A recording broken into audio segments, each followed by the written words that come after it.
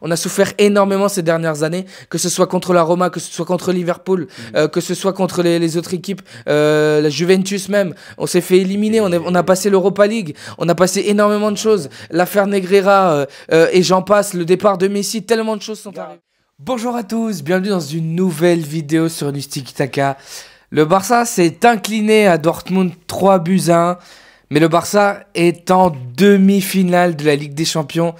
Le Barça a souffert dans ce match à Dortmund, comme le témoigne le résultat, mais le Barça a enfin ce billet pour les demi-finales. Alors il faudra attendre pour voir si c'est l'Inter de Milan ou le Bayern de Munich. On saura ça ce mercredi à 21h. Ouais. En tout cas, le Barça avait rendez-vous aujourd'hui au Westfalenstadion et la mission est accomplie. Le match n'a pas été gagné, mais la mission est accomplie, Sacha. Comment ça va? Mission accomplie, écoute, comment ça va? On est passé par des émotions bien sombres, ça nous a rappelé des souvenirs très compliqués. Et mission accomplie, je sais pas, parce que, alors oui, certes, il y a la qualification, mais je m'attendais pas à avoir un Barça autant souffrir. Je pense que Flick ne s'y attendait pas non plus. Je pense que c'est la première fois depuis Monaco, comme on le disait en off, que le Barça était valdingue comme ça. Alors oui, on est très content, voilà, c'est la première fois depuis 6 ans qu'on est dans le dernier carré. Mais waouh, sacrée piqûre de rappel. Sacrée piqûre de rappel, est-ce que tu es d'accord, Tanguy? Ouais, je pars du principe qu'il en faut dans une saison, même parmi les plus belles.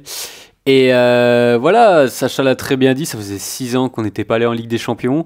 Et ce match nous a un peu rappelé les 6 sombres dernières années, on va dire, où on était un peu dans le purgatoire européen, comme j'ai dit dans l'avant-match. Mais là, ça y est, on peut dire, on est en demi-finale de la Ligue des Champions. Alors moi, pour une fois, je pense que... Et moi, je pense que vous l'avez ressenti un peu dans le match. Moi, j'étais genre, ok, on a perdu ce match, mais je savais qu'on allait souffrir aujourd'hui. Je savais qu'on pouvait perdre aujourd'hui. Et malgré la défaite, bon, et ça c'est un off, hein, mais ils étaient tous les deux un peu, un peu triste, pas triste parce qu'il y a la qualification, mais je leur ai dit, les gars, on est en demi quand même. Et moi, c'est ça que j'ai envie de retenir de ce match-là. Forcément, je pense qu'il y a des choses à améliorer. Le Barça n'était pas non plus avec son 11 type, selon moi. Il manquait Inigo Martinez. On va parler de Araujo dans ce débrief, vous inquiétez pas. Il y avait des gens au milieu, Pedri qui rentrait en cours de jeu. Par contre, le trio d'attaque était bien là. On a eu parfois du mal justement à le trouver. Alors, pour commencer, je veux commencer avec vraiment la sensation qu'on a eue tous les trois, je pense, après avoir vu ce match. Et c'est que pour nous, et je pense, et vous nous dites dans les commentaires si vous êtes d'accord avec nous, Gérard Martin a quand même été... pas la surprise de ce match, parce qu'on savait que voilà, il pouvait maintenant, après ce qu'on a vu lors des derniers matchs, hausser un peu le niveau. Et moi aujourd'hui, je l'ai trouvé très correct. Et j'irai pas jusqu'à spectaculaire, parce qu'il faudrait qu'il nous montre encore un peu plus. Mais on a vu du très bon Gérard Martin aujourd'hui quand même. Alors, très bon Gérard Martin, ouais, franchement, je trouve qu'il a tenu la baraque, honnêtement, dans un match qui était compliqué, avec des joueurs qui étaient souvent dépassés. Ben, lui, il joue un peu les pompiers de service, il essayait de couper un peu les balles qu'il avait, il était toujours bien sur son vis-à-vis, il mettait du dynamisme, voilà, c'était un sacré baptême du feu aussi pour lui, hein, pour remplacer Baldé, blessé à Leganés. Voilà, au moins, ça va lui donner, je pense, un bon standard vu les matchs qui arrivent et surtout cette finale de Copa qui va arriver dans une dizaine de jours. Voilà, Gérard Martin, je trouve qu'il a fait un match appliqué, il est resté... en fait, peut-être même qu'il a fait un peu mieux même que ce qu'on attendait de lui, parce qu'on est toujours sur un joueur qui est appliqué justement, qui essaye d'aller chercher un petit peu, juste savoir ce qu'il sait faire, de le faire bien et tout ça. Et là, il est allé un peu plus, j'ai trouvé. Il a quand même réussi à monter d'un cran face à des adversaires qui étaient... survolté, surmotivé, ouais. En fait, je pense qu'il a jamais perdu sa lucidité dans ses interventions, dans ses déplacements, et ça c'est vraiment très très fort. Voilà, on est sur un défenseur qui est en plein développement, et non, franchement, ce genre de match, ça va lui faire plaisir. Enfin, ça nous fait plaisir, ça va lui faire énormément de bien, et on espère que face à l'Inter et face au Real Madrid, il sera aussi à ce niveau. Donc tu donnes l'Inter. Tu dis que l'Inter va passer. C'est possible. Bon, on verra. Non, mais forcément, je pense que pour Gérard Martin, et après je donne la parole à Tanguy, mais pour Gérard Martin, je pense que c'était un match clé pour lui, forcément, dans sa carrière. On en parlait un peu durant la semaine, hein, parce que bon, il y avait cette blessure de Baldé, et le parcours qu'il a derrière lui, c'est un parcours, on a déjà évoqué sur cette chaîne, c'est un parcours de combattant. Il était à Cornellà, il a fait ses preuves, il est venu au Barça, il n'était pas attendu, au final il est aujourd'hui titulaire dans ce 11. Qu'est-ce que tu as trouvé justement, comment tu as vu Gérard Martin aujourd'hui? Je pense, comme je vous l'ai dit en off, où les médias espagnols accentuent beaucoup sur le lendemain match, sur les adjectifs, en fin de compte, pour attitrer la performance d'un joueur. Je pense que demain, un Gérard Martin peut avoir un courageux dans des Mundo Deportivo ou des choses comme ça, parce que vraiment, Gérard Martin a fait un match de brave ce soir, et comme vous l'avez dit, il a été lancé dans le grand bain. Et pour comparer avec, et en face de lui, c'était Maximilian Bayer qui était vraiment en grande forme ces derniers temps. Et pour comparer de l'autre côté, entre Adeyemi et Bayer, je pense qu'on a plus vu Adeyemi. Donc, pour comparer entre Gérard Martin et Koundé, c'est bon signe pour justement notre ami Gérard Martin. Si on a plus vu Adeyemi de l'autre côté que Maximilian Bayer du sien, justement. Justement, je pense que dans ce que tu disais, il y a quelque chose de très vrai, Sacha. Quand tu disais qu'il a un peu plus élevé le niveau, on sent quand même que malgré que ce soit un joueur qui n'a pas fait toutes ses classes à la Masia, il y a quelque chose qu'il a qui est très caractéristique des joueurs de la Masia, qu'a aussi Inigo Martinez d'ailleurs, c'est qu'il arrive à casser des lignes sur une passe. On l'a vu justement dans ce match-là, il arrive à mettre le ballon dans la bonne zone pour qu'il soit récupéré et aussi être très précis quand il faut donner. Je me rappelle d'une passe justement qui génère un jeu à 3 où justement il y a des occasions qui se libèrent sur son côté. Je pense que c'est un joueur justement qui a appris justement non seulement à travailler, mais à travailler aussi avec l'ADN qu'a le Barça. Alors forcément, techniquement, c'est pas peut-être le joueur le plus, comment dire en Espagne, vistoso, c'est-à-dire plus attrayant visuellement, on va dire. C'est pas celui qui peut... il est pas beau à regarder. Voilà. Dans son jeu.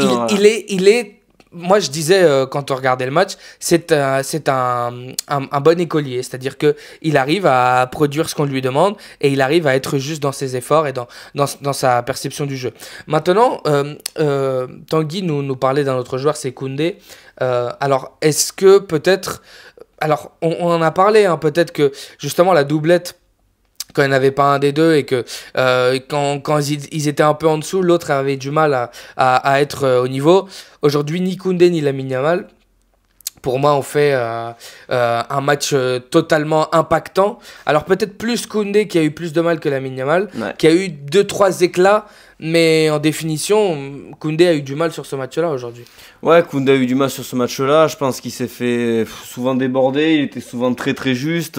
Souvent, sa seule et unique option, c'était de balancer le ballon en touche. Voilà, on avait un Koundé qui était beaucoup plus emprunté, qui semblait aussi un peu hagard sur ces derniers gros plans qui ont été faits sur lui en fin de match. On sentait un défenseur, ça tient, mais jusqu'à quand? Et voilà, je pense qu'il a pâti vraiment du manque de maîtrise de l'équipe sur ce match-là. C'était un match qui était quand même très compliqué pour les défenseurs parce que je reviens sur ce que j'ai dit, c'est la première fois qu'on voit un Barça depuis très longtemps être autant en difficulté, prendre vague sur vague. C'est des défenseurs qui sont plutôt habitués à amener les vagues plutôt qu'à les subir. Et là, c'est vrai que notre ami Koundé, il a vraiment vécu un quart de finale compliqué, son premier en Ligue des Champions avec le Barça. Il s'en souviendra, je pense. Et peut-être que encore une fois, je reste sur ma logique de piqûre de rappel. Voilà, c'est encore une fois certains joueurs qui ont très bien performé, qui sont des habitués du 11. Voilà, c'était son 103e match, si je ne m'abuse, titulaire, ou du moins 103e match disputé d'affilée, sélection et club. Bon, peut-être qu'il y a besoin de repos aussi. C'est ça, est-ce qu'on peut expliquer justement un peu ce manque de lucidité, enfin peut-être pas de lucidité, mais en tout cas justement une baisse de régime par rapport à Koundé, ce serait pas illogique. Moi j'ai peut-être aussi un autre facteur, faut se rappeler qu'habituellement dans l'axe droit de la défense on a un Inigo Martinez. Ce soir c'était Arrojo qui est pour moi passé à côté de sa rencontre, on en reparlera, ça c'est sûr. On va en reparler tout de suite après. Et oui, et donc je pense que ça l'a peut-être pas forcément aidé, pas rassuré non plus. Je veux pas jeter non plus toute la pierre sur Arrojo, mais il y a beaucoup de choses à dire. Et je pense pas qu'il avait la même sécurité qu'il a habituellement avec Inigo Martinez, tout simplement aussi. Ouais, je pense que cette défense est très complémentaire. Alors, on parlait justement, quand Xavi gagne cette Liga, on parlait de la défense back avec Balde, Araujo, Christensen et Koundé. Et bon, même si on n'a pas encore trouvé d'acronyme justement à cette défense-là, on sait que Balde, Inigo, Cubarsí et Koundé, c'est quand même la sécurité. Ouais. Et on sent que Araujo, dans cette équation, il a perdu justement le rôle principal, Sacha. Araujo, c'est une immense déception. C'est-à-dire que l'année dernière, c'est lui qui te coûte ce quart de finale face au PSG. Là, tu te dis qu'au match aller, il arrive à faire ce double sauvetage, qui est bon, qui est important. Mais là, aujourd'hui, voilà, capitaine, leader de défense, tu te dis que sans Cubarsí, sans Gérard Martin, le mec, il est totalement perdu.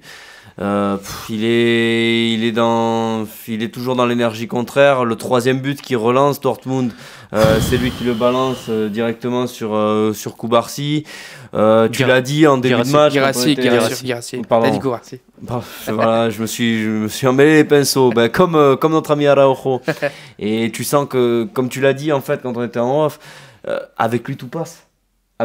C'est-à-dire que ses premiers duels de la tête, ses premiers duels de la tête, au corps à corps, avec le pied, non, en fait, c'est toujours son vis-à-vis qui le prend. Et franchement, c'est très préoccupant parce qu'avec une telle envergure, avec une telle responsabilité qu'est le brassard, tu ne peux pas en quart de finale de Ligue des Champions, voire en demi-finale, comme ça va arriver, être un maillon faible comme ça. Je veux dire, au bout d'un moment, le Barça de Flick, c'est une machine qui est bien huilée.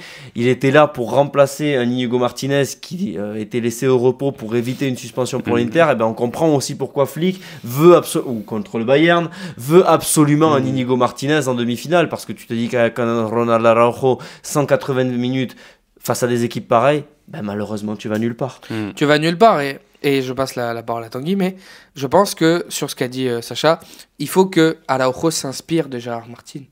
Il faut qu'il s'inspire justement de Gérard Martin, du travail qu'il a réalisé, parce que le titulaire c'est Balde, et il a dit Gérard Martin aujourd'hui on est là. Est-ce que tu trouves aussi que Gérard Martin, enfin que Araujo devrait s'inspirer peut-être de Gérard Martin? Bien sûr. Et que, comme on dit, il y a une perte de niveau d'Araujo. C'est terrible parce que Araujo, beaucoup de supporters barcelonais étaient grands fans de ce joueur il y a encore 2 saisons de ça. Et en fait, c'est terrible parce que dans le football, tout va très vite.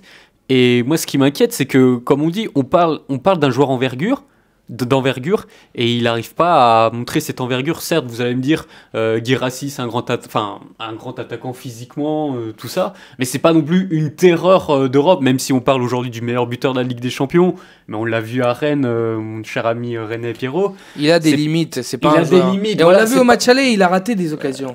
Et pour revenir avec cette envergure, en fait, Flick a très bien eu raison de penser à laisser ménager Inigo Martinez pour éviter de se prendre une suspension, parce qu'on se dit, ah oui d'accord, donc Araujo a du mal face à un attaquant d'envergure comme Sergio Guirassy, mais en demi-finale, que ce soit le Bayern ou l'Inter, tu peux avoir un Kane ou un Marcus Thuram en face de toi, donc forcément il y aura des lacunes chez Araujo. Voilà. C'est terrible parce que moi, et après on passe sur un autre sujet, mais sur Araujo, ce qui m'a frappé le plus, et on en parlait tous les trois en off, c'est la relance qu'il fait sur Guirassy. Je veux dire, à un moment donné, quand tu es Araujo, dans ce genre de position, quand tu es le défenseur central, quand tu es le capitaine, comme tu disais, tu es le leader de cette défense, tu peux pas faire une relance, à rater, quasiment sur le joueur adverse, l'attaquant, quasiment dans l'axe.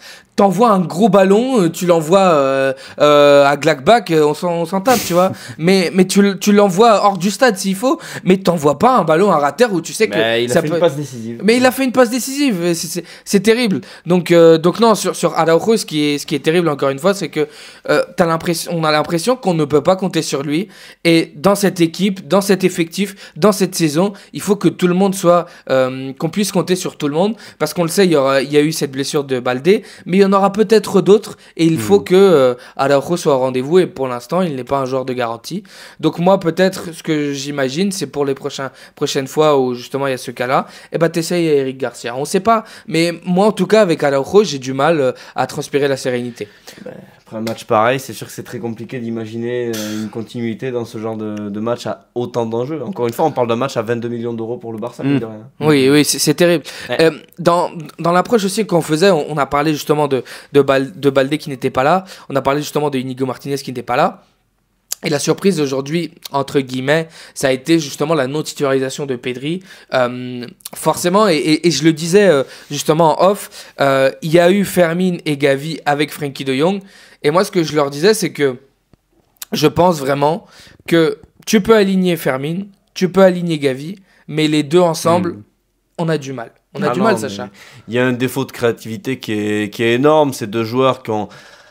Alors pas vraiment le même profil, mais un peu quand même, voilà, ils essayent de se projeter, ils essayent d'aller récupérer les ballons, même si Fermin, comme tu le disais aussi, a plus cette capacité d'aller vers l'avant.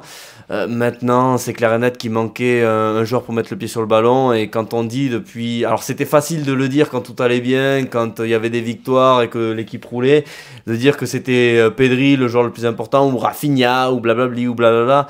Ben, aujourd'hui c'est Pedri clairement, je veux dire Rafinha c'est le joueur le plus décisif en Ligue des Champions, il est aligné, il a fait un match très moyen, il a pas eu beaucoup d'occasions à se mettre sous la dent, et au milieu de terrain on a clairement manqué de l'impact d'un Pedri, voilà, je veux dire Frenkie de Jong s'en est trouvé orphelin, Frenkie de Jong qu'on dit monter en puissance de match en match, et ben lui malheureusement il a pas eu son compère, donc il avait beaucoup moins de ballons, beaucoup moins d'oxygène, et ça s'est ressenti.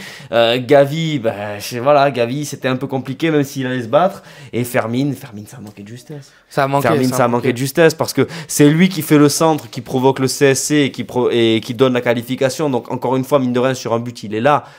Mais il y a quand même 2-3 phases de jeu, il doit mieux faire. Il doit la mettre. Est-ce que tu trouves aussi que on sent des limites sur cette doublette Fermin-Gavi? Ouais, justement, et puis on en a parlé en off, hein, ce fameux tandem Fermin-Gavi, il a été aligné que 2 fois cette saison. C'était en Liga. C'était contre le Girona. Et encore, d'abord, là, contre le Girona, on va dire, on avait un Gavi un peu plus haut sur le terrain, hein, quand Dani Olmo n'était pas là.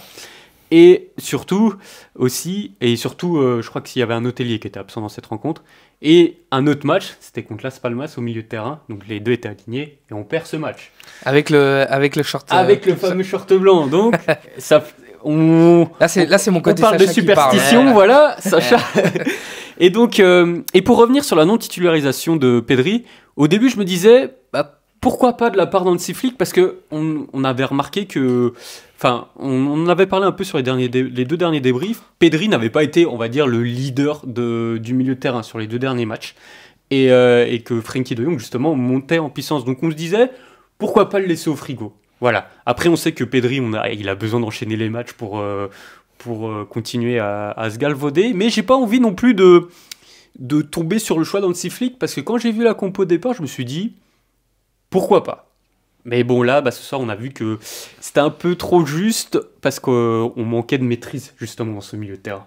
Ouais, je pense que, tu vois, dans ce que tu dis, il y a une part de vérité, c'est que, bon, forcément, on est à un stade de la saison où tous les matchs sont importants. Après, voilà, justement, tu le dis, un stade de la saison, mais c'est combien? Ça fait 7 matchs en 19 jours? Quelque chose comme ça. C'est ce que j'allais dire, justement, sur la gestion. Je veux dire, au bout d'un moment, sur la gestion malheureusement, avec un effectif aussi court et un calendrier aussi intense, t'as des joueurs, aujourd'hui, il manque aussi un peu de gaz, quoi, tu vois, donc c'est exactement ça. On attend d'eux des performances énormes, on attend d'eux, voilà, de toujours c'est pas être des là, machines. Mais au bout d'un moment, voilà, il y a des entraîneurs qui pleurent la morvonnée pour des matchs qui sont joués 70 heures d'écart une fois tous les 2 mois, et t'en as une autre qui joue 7 matchs en 19 jours. C'est terrible parce que justement moi, et c'est là où justement je dis que cette qualification est très heureuse et surtout pour moi est très importante, parce que en fait on a compris que Hansi Flick, on pouvait avoir des doutes justement sur ce qu'il met.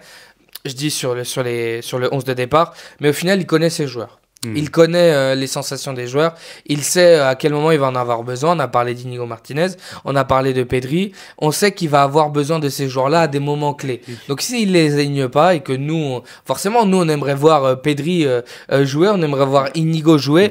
Mais... Et comme a dit Koundé lors de précédentes déclarations post-match, les joueurs ne sont pas des machines. Donc au bout d'un moment, il va falloir les faire reposer, il va falloir les doser justement dans ce truc-là. Et malgré la défaite, aujourd'hui, je trouve que c'est une bonne gestion de Hansi Flick, parce que le plan a marché. Moi, je dis mission réussie à Hansi Flick malgré la défaite. Parce que, et c'est la chose qu'on se disait justement en off, il pouvait pas faire non plus énormément de changements de plus, Sacha. Non, non, ça c'est sûr. Ben, on l'a dit, hein, de toute manière, il fallait à tout prix préserver Inigo Martinez. Bon, Pedri, je pense qu'il commence à être dans le rouge. Et après, il a mis la bonne équipe. Mine de rien, un chapeau parce que, alors que tout le monde pensait qu'avec un 4-0 et de la manière dont tu les as battus au match aller, ça allait être un match facile. Lui, il a dit non, non, attention, ça va être un match très compliqué. Donc, il l'avait anticipé. Je pense qu'il a fait passer le message à ses joueurs. Peut-être que ses joueurs aussi, il y en a eu certains qui ont été un peu suffisants. Mais oui, après, quoi qu'il arrive. Voilà, le Barça avait prévisionné un quart de finale dans dans son le budget. Ouais. Bon, ben aujourd'hui, tu es en demi-finale, donc la mission, elle est plus qu'accomplie. C'est la première fois que le Barça, depuis Lionel Messi, retrouve une demi-finale de Ligue des Champions. Voilà, le Montjuic va aller jusqu'au bout. Donc non, franchement, c'est top.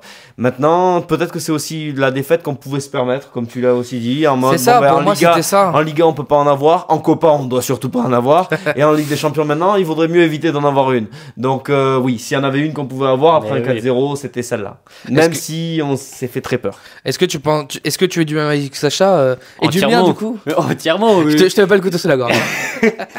Entièrement, s'il fallait perdre un match, c'était plus celui-là aujourd'hui. Et pour revenir en fait à cette gestion d'Hansi Flick, en fin de compte, j'ai envie carrément de crier au génie parce que, oui, c'est calculé. En fait, même on l'a dit en regardant le tableau. Hansi Flick le savait, il craignait ce Borussia Dortmund au match retour, au Signal Iduna Park. Bien sûr, rien n'est évident. Mais quand on parle du tableau qui nous attendait, tout le monde regarde cette demi. En fait, c'est ce qu'on craint le plus à Barcelone. Que ce soit le Sacha Bayern, qui parle de l'Inter. Que ce soit le Bayern ou l'Inter. Moi, je préfère pas m'avancer parce que rien n'est joué pour moi dans cette double Sacha confrontation. le sait, Et la revanche de 2010.